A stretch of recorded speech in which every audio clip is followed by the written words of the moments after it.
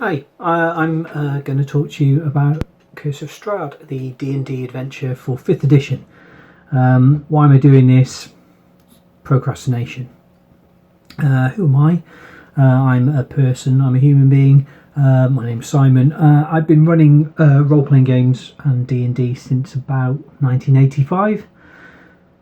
Now that might make you think that I'm some kind of Jedi Master, genius, old hand. Not actually true. I had about a 25-year break, so I know about as much about it as you do.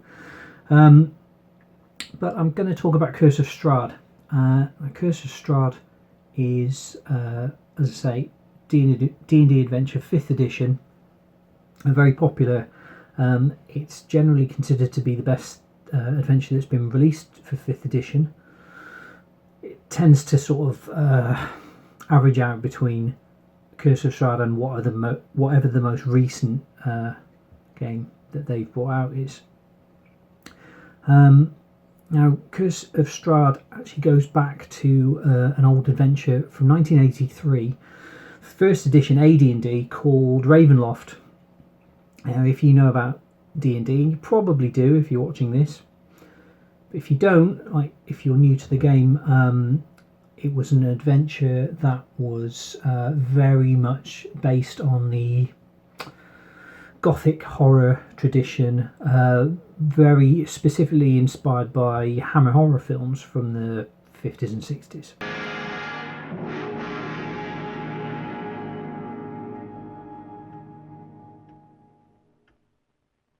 Mr. Harker, I'm glad that you've arrived safely. I am Dracula, and I welcome you to my house. It was a progression from a lot of the adventures that had been out previously for D&D, which tended to be dungeon crawls, just maps with lists of monsters attached where you would smash down the door, kill the monsters, take the treasure, move on to the next room, and then sort of work your way down through the dungeon. Ravenloft was, this kind of Gothic castle, which is a dungeon in and of itself, but it had Strahd von Zarovich, who was the villain, not just a boss monster, but a real villain with motivations.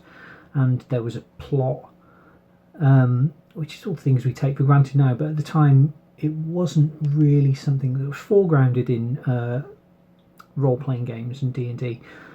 But I think in the early 80s, the game had been going nearly 10 years, and people were starting to think differently about what to do with role-playing games, and it wasn't just a war game with miniatures. People were starting to think about role-playing and starting to think about, plot and character and background and the adventure they're in. So, Ravenloft, the adventure, was so popular they brought out a sequel called House on Griffin Hill, so I believe 1986. And then in 2nd edition AD&D there was the Realm of Terror box set released in 1990. I only know that because I've got it written down in front of me. A whole D&D setting that was bringing in all these horror tropes, as opposed to the kind of Western fantasy Robert E. Howard, Fritz Lieber, Tolkien tropes that you'd often get with the your orcs and your dragons and that kind of nonsense. So by now it had a full setting. There was a lot of different adventures published that weren't necessarily connected to Strahd, but were set in the realm of Ravenloft. And 3rd edition, got a remake called The Expedition to Castle Ravenloft. And in the meantime, there'd been novels and video games and stuff that had used the setting. 4th edition came along in the late 2000s, and there wasn't anything published for the baseline D&D game, but there was a board game called Castle Ravenloft, which was based on the original adventure, so more on that later. And finally, we get to 2016, 5th edition, Curse of Strahd, which is essentially a remake of the original Ravenloft adventure, but there's a lot more stuff around it. Ravenloft was just the castle, but you know, in Curse of Strahd, you've got the whole land of Barovia, lots of different villages, lots of different dungeons and things, more characters. So let's imagine that you've not run Curse of Strahd, you've not played in Curse of Strahd. Why would you want to? And as I say, it's very popular. It's almost like it's had 40 years of playtesting. And there's a lot of really cool atmospheric things in there, and a lot of really sort of traditional D&D stuff, just with that extra sort of gothic little twist. Now, I recently wrapped up a campaign which lasted best part of a year, where I ran Curse of Strahd beginning to end. So if on the off chance you've not picked it up yet, and you know, maybe you were thinking about it, then this is a video for you. I'm not necessarily going to tell you how to run it, but I'm going to give you some advice on how not to run it. You know, I had a brilliant time running the game, but there was a few things I could have done differently, which you only really learn from doing. So I'm going to give you the benefit of my experience, and basically tell you what definitely not to do if you're running this game. In, you know, TLDR is ace, but the thing to remember about Curse of Strahd and most of the, well, all of the published D&D adventures is that the book doesn't tell you everything. It's sort of, you can infer that you buy these kind of big hardback adventures that have had a lot of work put into them. They all look beautiful, and you kind of think there's nothing to do. You just run it as is. But I don't think that's ever the case. You're always going to need to do some work on it. You're going to need to create a rationale for your characters to go into the game. And I think it's intentional. But also, you know, in a role-playing game, you just can't guess every possibility and every thread that the story is going to go down, and every way players want to go to. So there are always going to be things that you need to work out. You need to make your own connections, and you need to create some content that's going to fit in. So, you know, that should bear thinking about. I don't think it's ever said in any of these published adventures, but it really is the case that it doesn't give you everything you need.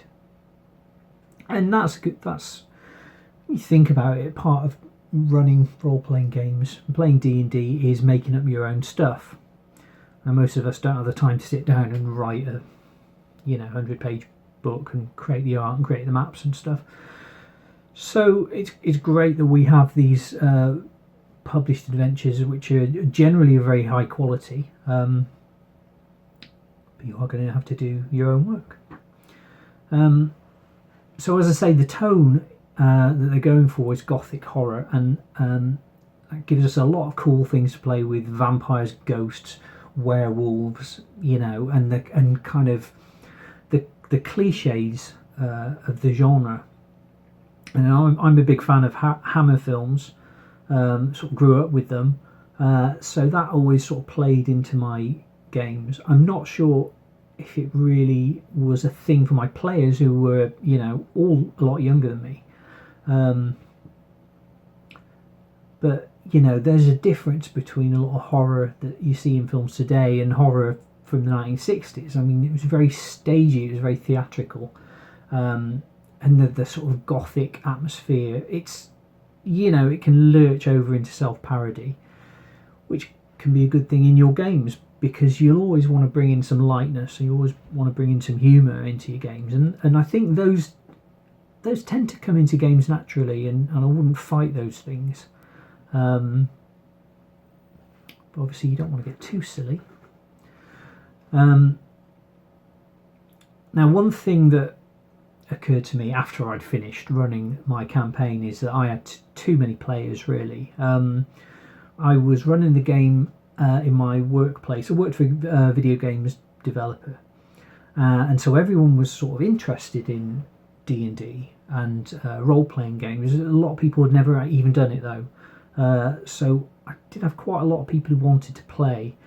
I think at one point I had 8 players, but it was always usually 6 or 7. 7 is, I think, if you're going for a horror atmosphere, 7 is just way too many. I think these games are sort of written and optimized for like 4, maybe 5 characters.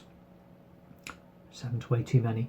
You know, it's hard to create a sense of dread and the kind of creepy atmosphere that you should be going for when, you know, you basically you've got like a small army running around the wilderness. You've got barbarians and wizards and stuff, and it's hard to threaten them really when there's that many of them. Now I remember, you know, I grew up in the 80s and all the kind of role-playing supplements, role-playing magazines I saw, it would always say for 6 to 8 characters of, you know, 9th and 10th level. That was like unbelievable to me, because I don't think I ever, like, prior to this campaign, I don't think I'd ever run a game for more than 3 people, and oftentimes it's only 2. Of course, we were, you know, very typical shy, nerdy kids, and just didn't have that many friends and didn't know people who would be into the game, so it always tended to be a small group. But I think those original 70s and 80s D&D games, they were always thinking about like big groups of 7 and 8, 9 players. But really, I don't think that's the norm now. I think 4 or 5 is kind of the norm, and anything higher than that is a bit abnormal. And really could see, I found it very, very hard to threaten my players, because, you know, they were too powerful. They were never really in any great danger. I mean, there was a few times when a couple of them nearly died, but just the nature of the size of the party, it really did kind of put paid to any kind of sense of creeping dread that I might have been going for. So do think about that, and, you know, connected to that, advancement as well. I mean, one thing I love about the modern 5th edition modules is that adventures, you know, they used to call them modules in the 80s. I'm old, so I call them modules. But one of the things I like about the more recent modules is that they suggest, you know, throwing out the experience point system and just going with advancement by milestone. So you finish a particular chapter and then your characters will go up a level. If they find a particular magic item, they will go up a level, which is brilliant, you know, because one of the things that used to take forever was totting up all the experience points, and trying to remember how many monsters have been killed and all that nonsense. You just don't want to be worrying about that stuff. So the milestone thing is great, and it keeps everyone on a fairly equal footing. But if you do it by the book and you've got 7 players and 7 characters, then they will advance way too fast. So if you have, I'd say, more than 4 players, I would definitely rein in the advancement. I would definitely kind of, you know, just keep a lid on it, and maybe, you know, every 2 milestones they go up a level.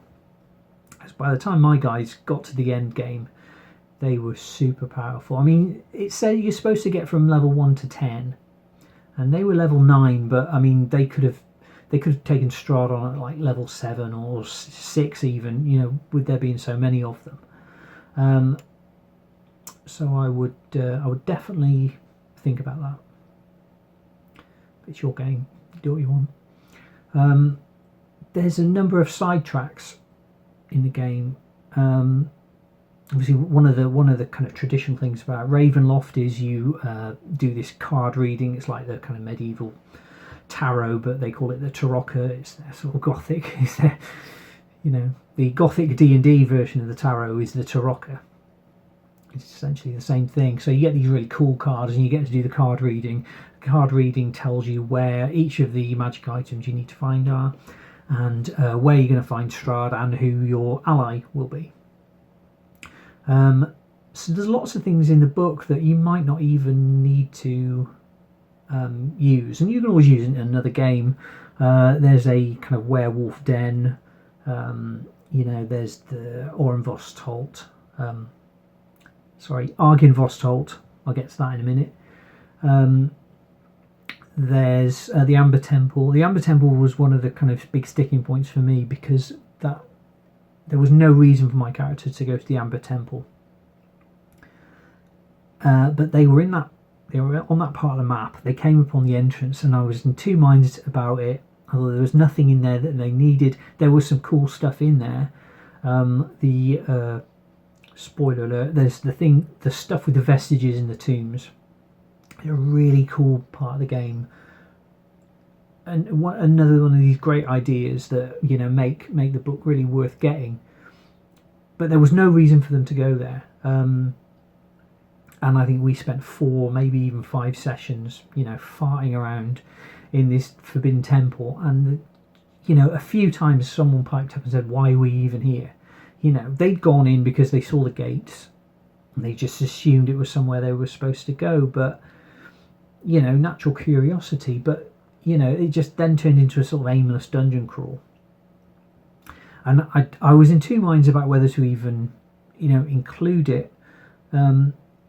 I liked the idea of them exploring the map and going wherever they wanted, but ultimately it did them no good.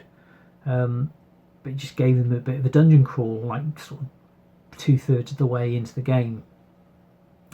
And if I'm honest, I probably should have cut that part of it out, because in the end, after like 4 sessions, I just thought, bollocks to this, it's taking too long, this will be forever, and I just had the place collapse. Because you can do that when you're a dungeon master. I mean, I had a bullshit reason why it collapsed, but I just wanted them out of there. So sidetracks, I mean, maybe you want sidetracks in your game. Maybe that's the cool thing about D&D for you, and you're always skipping between the kind of programmed elements and the sort of improvised random elements of D&D, and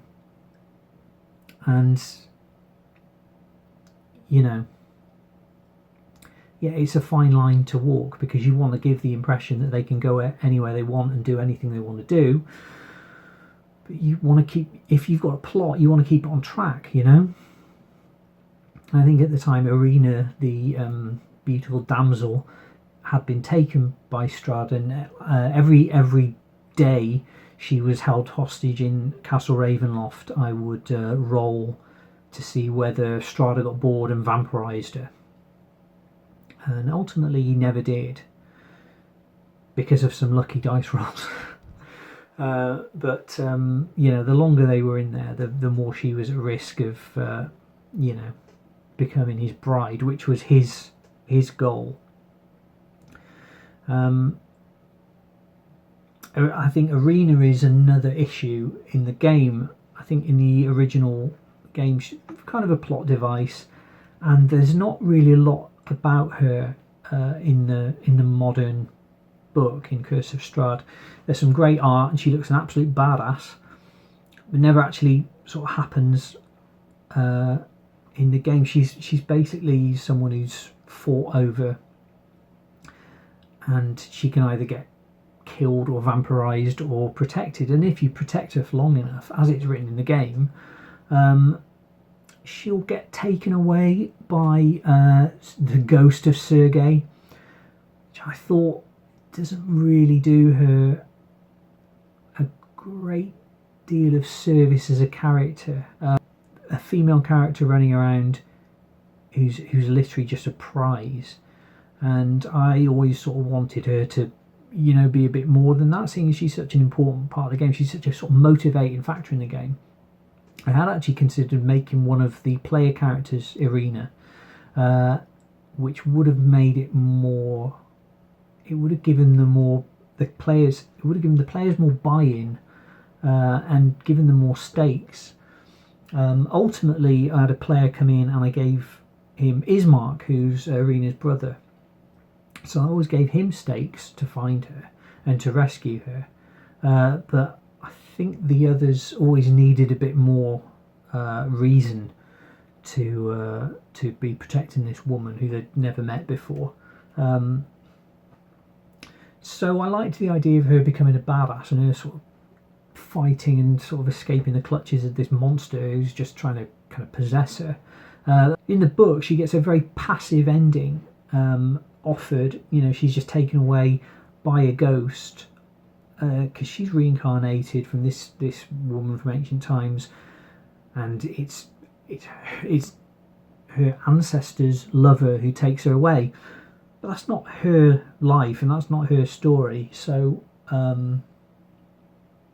yeah, I think you need to do something with Ireena, or I think maybe get rid of Ireena altogether and make Strahd's obsession one of your players, maybe. Yeah, always think about the motivations of your players and the motivations of Strahd himself, you know. So another thing you can think about is accessories. The Tarokka deck is available as a sort of separate thing. I mean, you get the book and it's got the deck in there, so I guess you can scan it and then print out your own copy of the deck. But I just thought, for the sort of sense of theatre that you want to create when you're doing the card reading, I just bought the cards, and then they're lovely cards. I mean, they could stand to be bigger. You know, you think about tarot cards and you imagine that they're going to be like this, you know, big old tarot cards. When they come, they're just kind of the normal sort of playing card size. It's a little bit disappointing, but other than that, they're great. I actually did 3 Tarokka readings during the game, just because I wanted to get my money's worth, you know. Again, you come up with a bullshit reason for doing this. You know, as written, they're supposed to get 1 Tarokka reading, but you know, later on in the game, I gave them another one because they were trying to hunt down one of their old companions who'd gone evil. I mean, I don't need to tell you the details of my campaigns. It's always a bit boring, isn't it? I always find this like listening to someone talking about their dreams. If you know, a game that you've not played in is not as interesting as your own game. I would definitely recommend getting the Tarokka deck though, because as I say, it's that sense of theatre which really ties in with the kind of gothic setting. I like to use music in my games, and I was told by one of my players that she'd never played in a game with a soundtrack before, but I mean, I just thought that's the first thing you go to when I'm creating a game is I make a playlist. And obviously there's a lot of music out there on YouTube and stuff. I went with a lot of you know D&D music, basically music from Baldur's Gate, Icewind Dale, Neverwinter Nights, those sorts of games. I think Lord of the Rings Online I had the MP3s for, and also some of the old Hammer movies. You know, the Dracula soundtracks has got that kind of operatic sense to it. The soundtrack to Francis Ford Coppola's Dracula movie from '93, whenever that came out, that's some great music. The Danny Elfman's Sleepy Hollow music is absolutely in the kind of right wheelhouse. There's a movie called A Field in England, which has got a really great sort of grim, spooky, sparse soundtrack. I use some of that. I use a little bit from The Wicker Man, just because I love The Wicker Man. A little bit from The Blood on Satan's Claw, which is a brilliant title. It's not a great film, but it is atmospheric, and you know the music is a big part of that. And other bits and bobs, you know, I like creepy folk music, creepy, you know, prog folk. So there was a bit of that in there. You know, you're trying to create an atmosphere. You're trying to create a kind of world for your players to go into.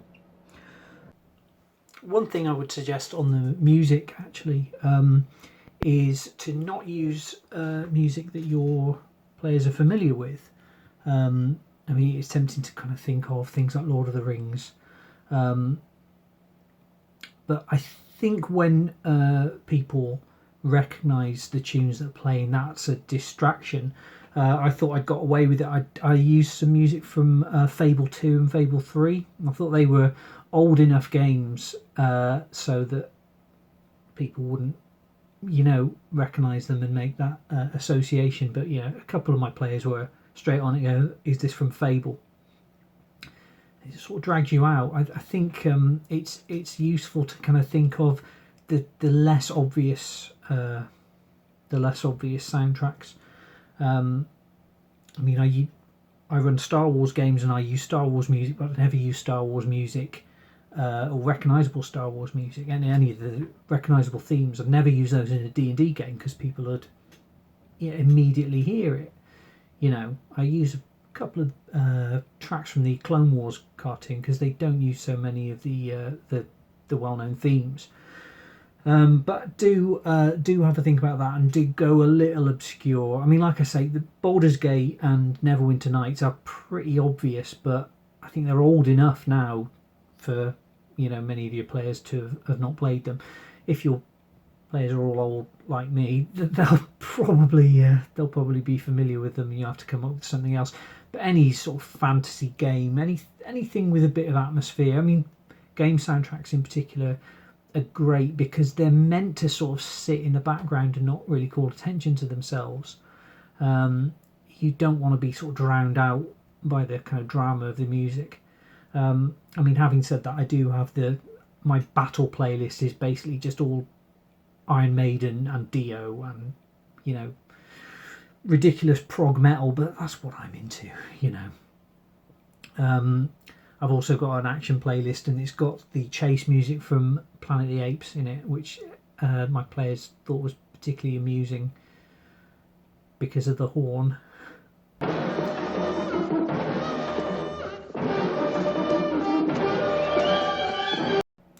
We use miniatures in our games, and that's solely because when I was a teenager I used to collect and paint miniatures, and I've got hundreds of these things. You can actually see some of them behind me, and I thought, well, you've got the choice. You can either go theatre of the mind or you can use miniatures and maps. I thought, because I've got the miniatures, I might as well use them, right? I mentioned the Castle Ravenloft board game earlier, and that's a great way to get a lot of very specifically Gothic D&D miniatures. I think it's about 40 quid, 45 quid, and you get 40 miniatures with it, and that's good value. Miniatures are expensive. You'll have to paint them, but I think if you paint miniatures yourself, they'll always look better than pre-painted ones. It's good to kind of plonk down a miniature and say, there he is, there's Strahd, and it is exactly him, and you get a howling hag in there, which I always thought was a cool looking miniature. You get a werewolf, you get your kind of standard zombie skeletons, wolves, that kind of thing. One thing you do get in the Castle Ravenloft board game is a Dracolich. It's called Gravestorm the Dracolich, which doesn't appear in any version of Ravenloft, or as far as I can tell, it doesn't appear anywhere else other than in this board game. So why the hell would you not, if you've got a Dracolich mini, why the hell would you not put that into your game? So I put that into my game. One of my players wanted to play a sorcerer with the dragon magic origin, I forget what they call it, and she came into the game fairly late, so my players have already been attacked by this kind of skeletal dragon. I just rewrote it so that was actually her dragon. So the book mentions Argynvost, which is this ancient silver dragon that had fought Strahd hundreds of years ago. This dragon in question for my player was a gold dragon, so I changed the name to Aurenvost, which sounded a bit more goldy than Argynvost. Luckily my players haven't been to that part of the map yet, so you change things on the fly, but don't ever underestimate the power of just plonking down a gigantic mini and saying, right, you're fighting this dragon now. The D&D board games actually are a really good deal. I've never played them, But just for the miniatures, as I say, I think using miniatures is a bit of an old school thing. I don't think, you know, more the sort of modern games. I don't think the modern players use them so much or care so much. But for me, I think they make a really big difference. And I don't think any of my players had played in games that had extensively used miniatures. So I think they were always kind of impressed when we'd bring out a lot of these minis, particularly the themed ones, particularly the ones from the Ravenloft board game. I actually came across the Temple of Elemental Evil board game in a shop in York, and it was like 25 quid. It was half price. I really should have bought that. Looking out the door, I see the rain fall upon the funeral mourners. And you know, you'll change stuff as things go along. Plot threads will suggest themselves. I did a whole session in a sort of tormented dreamland part of the map. They just finished this big fight against Baba Lysaga, but the character who, I should say the player whose character it was, who was bonded to Baba Lysaga because he was the haunted one, which is one of the backgrounds from the book. He was away that week that they defeated her, which sort of destroyed some of the point of it. So I kind of basically brought her back as a ghost, and she was kind of inhabiting his soul, and they were in this dreamland. Again, I won't bore you with the details, but certain things will suggest themselves and you go completely off the book. As long as it's serving your characters and it's serving the story you're creating. Well, there's a lot of NPCs in Curse of Strahd, and you could end up, you know, you start the game with Ireena and Ismark. You're protecting Ireena. So you've got these two following you around, and then later on in the game you could meet Esmeralda Davenier, and you could be going around with her as well. And then there's Rudolf van Richten you could be going around with. Piddlewick II you could be going around with. I think at some point our characters were going around with a couple of wolf hunters from Vallaki. And there's a big risk of just having more NPCs than you've got PCs. So really have a think about paring it down and just preventing NPCs from joining the group, because that's a lot of bookkeeping on your part as a dungeon master. It was a bit much for me, I can tell you. So that's pretty much it. I'll put some relevant links in the description below. Let me know about your Curse of Strahd games, and hopefully you ran it better than I did. Well, having said that, I had a really, really good time, and I think it's a really, really well worth your time. If I can dig out my Amazon Associates account, I will link that to that, so you can order any of those books. I've written a Christmas themed D&D adventure called In the Black Midwinter. It's not entirely serious. It's on the DM's Guild. You should check that out. I'll probably put it as pay what you want. Just want to get it out there. It's got a legendary item called the Deck of Merry Things, and I've spent a little bit of time putting that together art-wise. So it would be nice if someone got to use it. And it's based on a one-off game I ran last Christmas.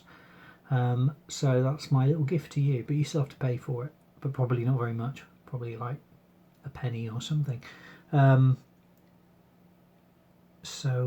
Yeah, check that out when that's available, and see you later.